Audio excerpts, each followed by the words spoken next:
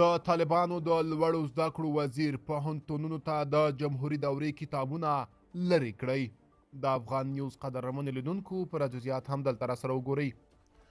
د طالبانو حکومت د لوړو زده کړو وزارت د افغانستان ټولو دولتي پوهنتونونو ته امر کړی چې له کتابونو څخه د جمهوري دورې کتابونه لرې او پر ځای د سیرت النبي کتابونه ځای پر ځای کړي.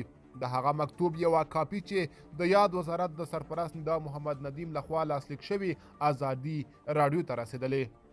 په دې مکتوب کې چې د طالبانو د لوړو زده کړو وزارت د بېلابېلو سرچینو لخوا ازادي راډیو ته تایید شوي وویل چې ټول دولتي پوهنتونونه د سلفیانو، تحریرانو، شیعهګانو او حزبیانو کتابونه لري او پر ځای د سیرت النبي کتابونه ځای پر ځای کړي. په دغه مکتوب کې چې د 1445 کال د جمادی الاولی په 28مه خپور شوی، د طالبانو د حکومت د لوړو زده کړو وزارت سرپرست پوهنتونونو ته امر کړی چې د نوي کتابونو له ځای په ځای زول مخکې له هغه سره لیست شریک کړي.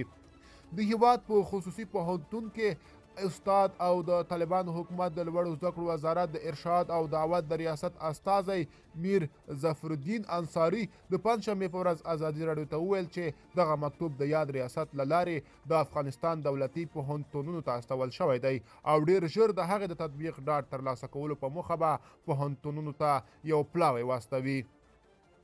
نوموړی زیاتوي د ارشاد او دعوت ریاست لخوا پوهنتونونو ته یو مکتوب لیږل شوی او ټول پوهنتونونه ته مکلف دي چې دا کتابونه راټول کړي، که نه نو له وزارت څخه هیات ځي او هغه کتابونه راټولوي او شاید د هغوی پر ځای نور کتابونه خپله او یا پوهنتون وپیري او د هغوی کتابونو پر ځای یې کیږدي.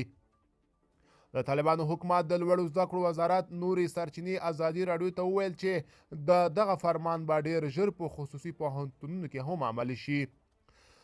ملګرو، دا به زموږ چمتو شوی ویډیو. که تاسو هم د دې ویډیو په اړه څه نظر لرئ موږ سره په کمنټ کې ولیکئ. تر بیا ښه وخت، ښې چارې.